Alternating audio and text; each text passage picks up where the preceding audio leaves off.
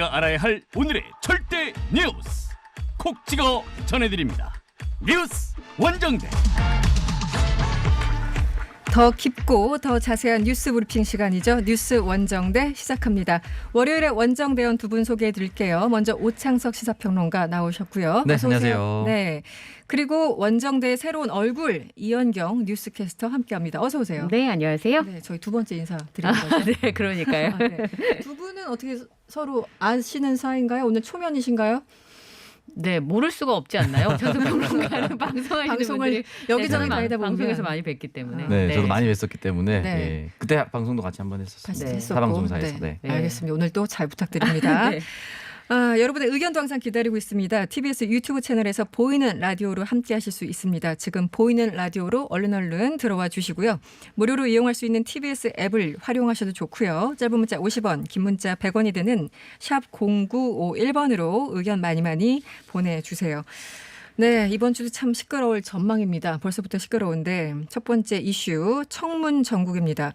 김호수 검찰총장 후보자 국회 청문회를 앞두고 지금 2라운드가 예고 중인데 언제 열리는 겁니까? 청문회는요? 네, 일단은 이제 지난 7일에 인사청문 요청안이 송부됐는데요. 네. 이 부분에 있어서 이제 국회 요청안 제출하는 날부터 20일 이내인 오늘 26일 그러니까 다음 주 수요일 전까지는 인사청문 절차를 마쳐야 하는데 네. 그전에 5개 부처 장관 개각과 총리와는 조금 다르게 이 김호수 이제 총장 후보자와 관련해서는 야당이 반드시 발목까지 잡겠다라는 의지가 보이고 있기 때문에 네. 그전에 뭐 3명이 뭐 부적절하다 이 정도 수준을 넘어서 김호수 후보자 같은 경우는 굉장히 꼼꼼하게 청문 과정이 진행되지 않을까라는 생각이 듭니다. 네.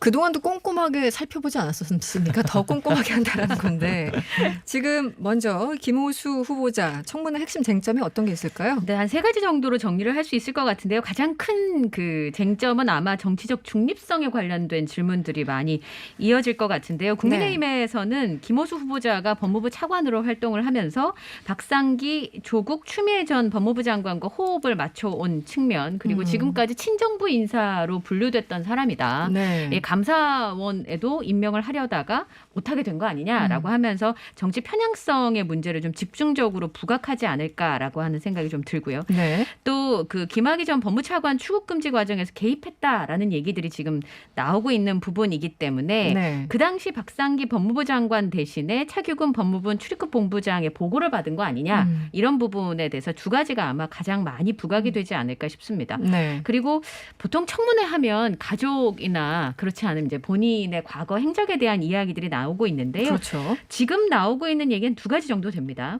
우선 지금 장제원 의원실에서 얘기한 거는 김 후보자가 아들이 결혼을 하면서 2억 1,500만 원을 증여했는데 네.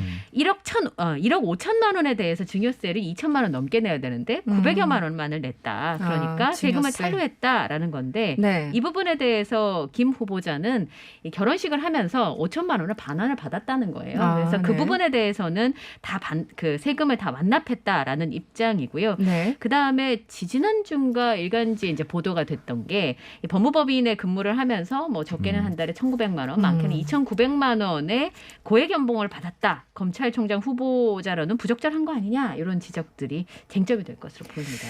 일단 이제 지금 말씀해 주신 3가지를 잘 들었고요. 이 연봉은 항상 이제 전관들이 네. 항상 청문회만 되면 넘기 참 어려운 예전에 여러 명이 좀 낙마하지 않았습니까? 이 네. 고액 연봉 가지고도 그렇고 저는 딴 건 모르겠고 일단 차관이 장관을 임명하는 거 아니잖아요. 그렇죠. 근데 여러 명을 모셨다는 이유로 정치 편에서 이렇게 연결되는 건 조금 심한 부분 아닌가 싶어요. 그러면 사실은 이제 예를 들어서 조응천 의원은 과연 어떤 사람인가? 네. 4개의 정권에서 일을 했습니다. 조응천 의원. 네. 4개의 정권에서 이 사람은 그럼 어떤 사람인 것인가? 굉장히 네. 애매하거든요. 그래서 좀 애매하죠. 네, 네. 현 정권에서 3명의 장관을 거쳤다고 해서 정치 편향성을 언급하기에는 좀 어려운 부분이 있을 것이고 네, 네. 그렇다면 윤석열 총장도 사실은 현 정권에 들어서 굉장히 승승장구했고 기술을 훌쩍 뛰어넘어서 검찰총장이 되지 않았습니까? 네. 그때도 이제 지금 같은 얘기가 나오진 않았습니다. 그렇기 때문에 이 부분에 있어서 어떤 공직자든 해당 정권에서 빠르게 승진할 수도 있고 조금 뒤로 뒤처질 수도 있거든요. 그렇죠. 그렇기 때문에 현 정권에서 많은 장관들과 호흡을 맞췄다. 그리고 이 부분에 있어서는 김호수 차관 밑에 있는 다른 검찰들은 그럼 호흡을 맞추지 않은 것이냐.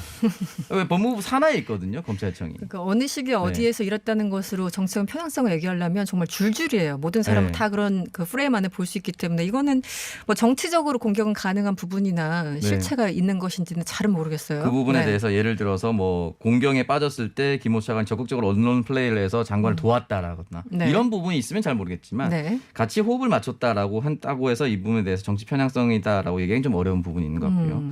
두 번째 이제 법무법인 정관 예우와 관련된 매달 이 부분은 2,900만 원. 어떤가요? 네. 이 부분에 대해서는 사실은 좀 금액이 크긴 합니다. 근데 이 그렇죠. 부분에 대해서 금액이 크긴 하나 이 부분에 대해서 그냥 검찰총장이 되지 못할 이유가 될 것인가에 대해서는 좀 따져봐야 된다. 물론 이 부분에 대해서 사실 이제 그 전에 사람들과 비교하는 건 좀 그렇지만 네. 황교안 법무부 장관이라든지 뭐 이런 사람들이 임명됐을 때도 이 부분에 있어서 훨씬 더 고액을 받았어요. 그래서 사실은 조롱 섞인 이야기지만 선배 잘 둔 덕에 네. 이 금액은 그리 커 보이지 않는다 이런 얘기도 들었거든요. 항상 상대평가니까. 네, 항상 상대평가라서. 사람들의 여론은 네. 네, 그래서 이 부분에 대해서는 적절히 이야기를 언급하고 넘어가지 않을까. 대신에 이 부분 때문에 낙마의 요인으로 작용되지는 않을 것 같습니다. 네. 이 사실은 이제 청문회 때 보통 전직 판사나 뭐 검사나 이런 분들 보면은 어디 로펌 같은데 네. 대형 로펌에 가서 고문 뭐 이런 걸로도 굉장히 돈 많이 받고 항상 문제가 됐었잖아요. 네, 어떻게 뭐 1년에 보십니까? 10억이 넘어가는. 네, 그런 네. 경우도 있었으니까요. 근데 실제로 그 일을 하시고 받는 돈이 아니잖아요. 네. 네. 그리고 일을 실제로는 본인들은 열심히 했다고 주장을 하죠. 어쨌든. 이름이 올려지지 않고도 고문료를 받는 거 아닌가요, 원래? 네. 그래서 이제 상징적인 존재죠, 공무원. 네, 네. 그런 부분들 때문에 국민의 정서가 굉장히 괴리가 있는 것은 사실이다. 그렇죠. 네. 생각이 좀 듭니다. 그러니까 예. 뭐 서류상에 굳이 이름을 올리지 않더라도 이제 자문했다 뭐 그렇죠. 이런 걸로 이제 고액의 연봉을 받는데 정서와는 상당히 떨어진. 그렇죠. 특히나 코로나 그럼. 때문에 이렇게 힘들 때 이 얘기는 좀 충격적일 수 있겠다. 그런데 아까 지금 오창석 평론가 말씀하신 것처럼 이전에도 사실은 이 1,900에서 2,900만 원이 아니라 네. 6개월에 10억이 넘어가는 돈을 받으신 분들도 계셔서 네네. 이건 좀 국민의 정서와는 거리가 있으나 아까 말씀하신 결정적인 낙마 요인 될 것인가 네. 그 부분에 대해서는 조금 그런데요, 이 지금 김호수 후보자 인사청문회와 법사위원장직이 네. 마치 예전에 3명의 장관 후보와 김부겸 총리 후보자 그 이게 서로 뭔가 협상처럼 되듯이 네. 지금 두 개가 약간 좀 걸려 있는 것 같아요. 어떻게 되고 네. 있습니까? 지금 국회 계속해서 상황이. 이제 김기현 원내대표가 네. 취임하자마자 계속 상임위원장 재분배 얘기를 했고 결국엔 상임위원장 재분배의 핵심은 이제 법사위였거든요. 이 부분에서 재배분을 해야 된다라고 계속해서 얘기를 하고 있고 네. 이거 할 때 이거 걸고 이거 할 때 저거 걸고 계속해서 거는 거는 똑같이 이제 법사위원장 계속 걸고 있어요. 지나갈 때마다 한 번씩 걸거든요. 네, 네. 이게 항상 마지막에 또 자리- 이제 청문회가 있으니까 김호수 청문회 있을 때 또 이걸 걸었어요.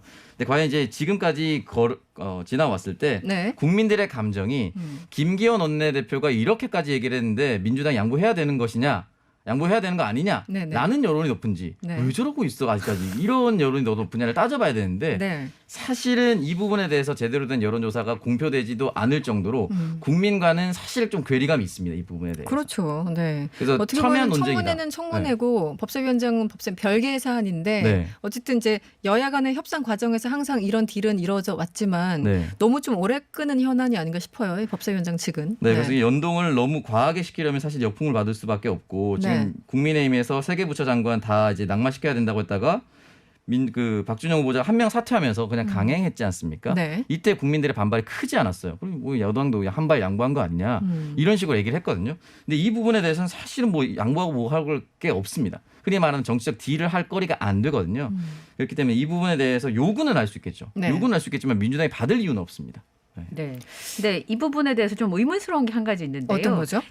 만약에 그러면 김호수 후보자 인사청문회에 앞서서 법사위원장을 배분해주면 청문회에 혹시나 국민의힘 내부에서 낙마해야 된다고 판단했을 때 네네. 그럼 낙마라고 얘기를 안 할 것인가? 그렇죠. 이게 딜을 한다는 건 하나를 받으면 하나를 줘야 된다는 얘기인데 네. 야당의 입장에서 물론 총장의 경우에는 임명동의안 통과가 없어도 임명할 수 있잖아요. 그러나 아니기 때문에 사실 야당의 존재감을 보여줘야 하는 네네. 필드라는 생각이 드는데 아까 오창석 평론가 말씀하신 것처럼 보통의 국민들이 검찰총장 후보자 청문회랑 법사위원장 재분배가 과연 어떤 명분이 있는가 좀 의문이 있을 수 있는 부분이다. 사실 김기현 원내대표가 의원 시절에 이런 모습을 보여준 국회의원은 아니었고 있었거든요. 네, 많은 분들이 네. 기억하기에 강성의 모습을 보여줘야 자신의 존재감을 드러낸다라는 생각을 하는 것은 아닌가 그런 생각이 좀 들기는 합니다. 예. 이게 어떤 식으로든 법사위원장을 누가 가져가다 일단 결론을 빨리 내야지. 그렇지 않으면 계속 이런 공방은 네. 이어질 것 같다는 생각이 들고요. 알겠습니다. 다음 이슈로 넘어가 보죠. 계속 검찰 얘기네요. 네, 이성윤 서울중앙지검장 기소가 됐죠. 그런데 공소장을 누군가가 깔끔하게 편집해가지고 네. 언론에 유출돼서 지금 논란이 되고 있습니다. 이현경 뉴스캐스터 어떤 내용인가요? 네, 그 수원지검이 지난 12일에 김학의 전 법무차관 불법 출금 사건과 관련해서 네. 당시 외압을 행사한 혐의로 이성윤 서울지검장을 기소했습니다. 그런데 13일에 조국 전 민정수석이 등장하는 공소장 내용이 언론에 공개가 됐고요. 네. 오후에 인터넷판에 모 일간지에 단독 보도가 됐습니다. 근데 문제는 법원에 제출하는 공소장의 형태가 아니었다고 네. 합니다. 네. 그리고 언론 토론 공개되고 그 다음 날 이제 각 일간지에서 일명 기사로 이제 톱으로 다루게 됐었는데요. 대검에서 이 공소장을 유출한 의혹에 대해서 진상 조사에 착수를 했는데 우선 눈여겨봐야 되는 점은 본인이 공소장을 받기 전에 이미 유출이 됐다는 점 하나. 그렇죠. 그 다음에 이 편집본에는 이성윤 지검장이 수사에 외압을 행사하는 과정에서 조국 민정수석이 동조했다는 의혹. 그러니까 이성윤 지검장 외에 다른 사람들의 모습이 드러났다. 라는 것이죠. 그래서 이제 이 부분에 대해서 이제 진상조사에 착수한 상황인데요. 네. 어떻게 본인이 받기도 전에 편집돼서 당사자가. 유출될 수 있었을까? 어떻게 보였습니까? 이 12일에 기소하고 13일에 유출됐고 거기에 지금 기소되지 않은 사람들의 이름이 실명까지 거론이 됐고 지금 그 이후에 이제 14일에 이게 어떻게 유출된지 알아보겠다. 이런 정말 긴박한 순간인데 전반적으로 어떻게 보였어요? 일단은 기본적으로 이게 이미 검찰 100여 명 이상이 이미 열람을 했기 때문에 과연 누가 제일 먼저 만들었는지에 대해서 확인하기 좀 어려울 것이다 이렇게 얘기가 나왔는데 네. 그러면 이게 유출됐을 때 누구한테 득이 되고 누구한테 실이 되는지 좀 따져봐야 되는데 그렇죠. 말씀하셨다시피 이제 조 전 장관이 정확히 특정되어 있습니다. 이규원 검사를 보호해달라고 청탁했다는 내용이 들어가 있습니다.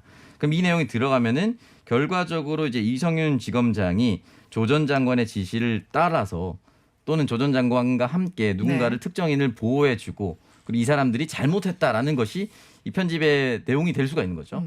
그리고 이 부분에 대해서 흔히 말해서 이제 정확한 내용이 진행되기도 전에 네. 여론이 형성이 될 수가 있습니다. 그러니까 이 사건을 이게 객관적으로 바라보기 이전에 이미 낙인을 찍고 들어가는 효과를 주거든요. 그렇죠. 그러니까 네. 실점은 결국엔 실이 되는 사람은 조 전 장관과 이성윤 지검장이기 때문에 누군가 의도적으로 편집했다라고 볼 수밖에 없는 상황인 것이고 이 부분에 대해서 만약에 조 전 장관이 실제로 이규원 검사에게 지시했다 또는 청탁을 했다라고 했을 경우에는 적어도 조 전 장관은 소환해서 조사라도 했어야 됩니다.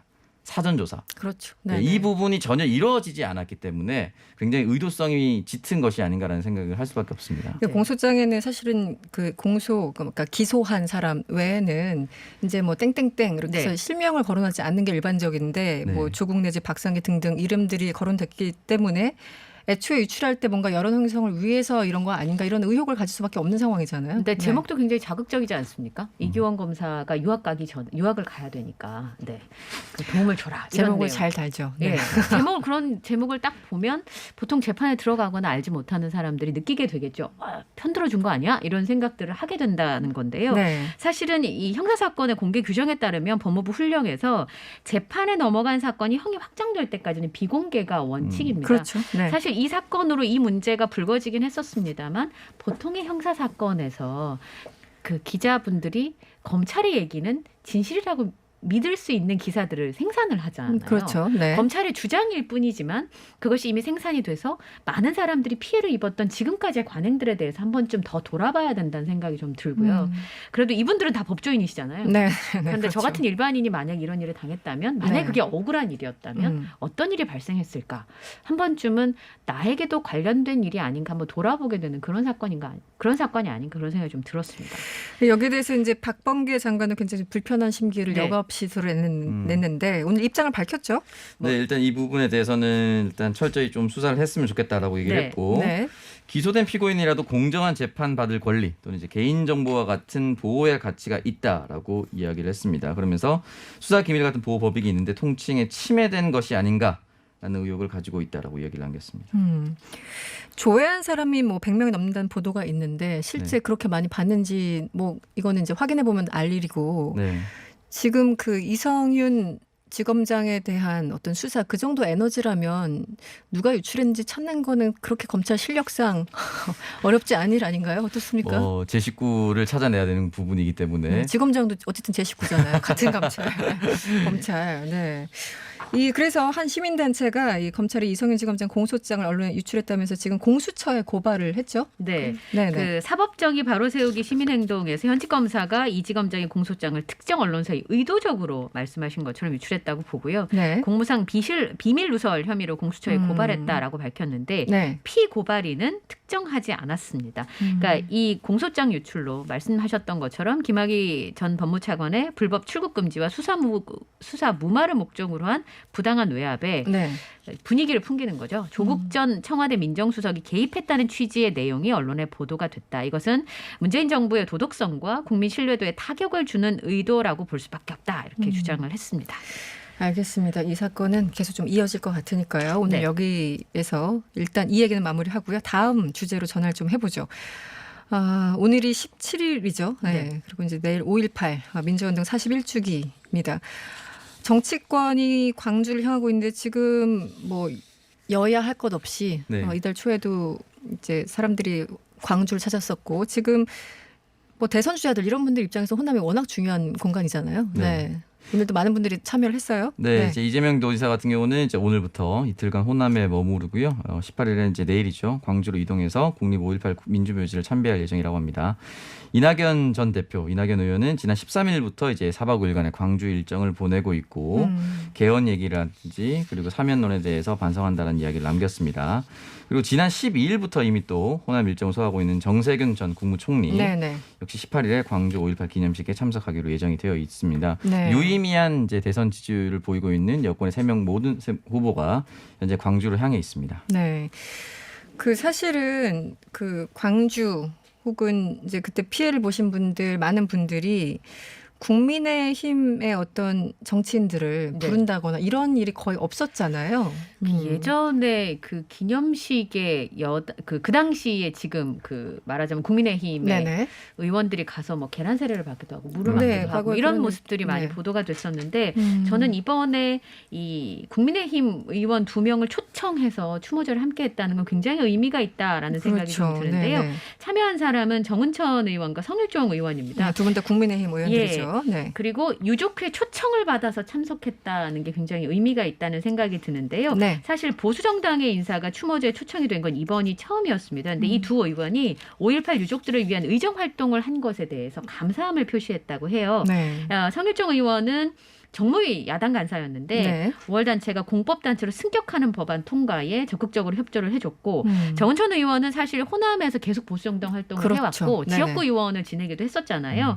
근데 국민통합위원장을 맞아서 5월 단체와 그 당 사이의 가교 역할을 해왔다라는 부분이었는데 네. 오히려 굉장히 고맙다는 의사표시를 했다고 해요. 유족회에서. 저는 이런 부분은 굉장히 의미가 있지 않나 싶습니다. 네, 알겠습니다.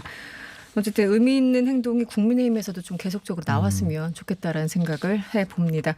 네, 뉴스 원정대는 오늘 여기에서 마무리를 해야 되겠습니다. 지금까지 이현경 뉴스캐스터 그리고 오창석 평론가와 함께했습니다. 오늘 고맙습니다. 감사합니다. 감사합니다.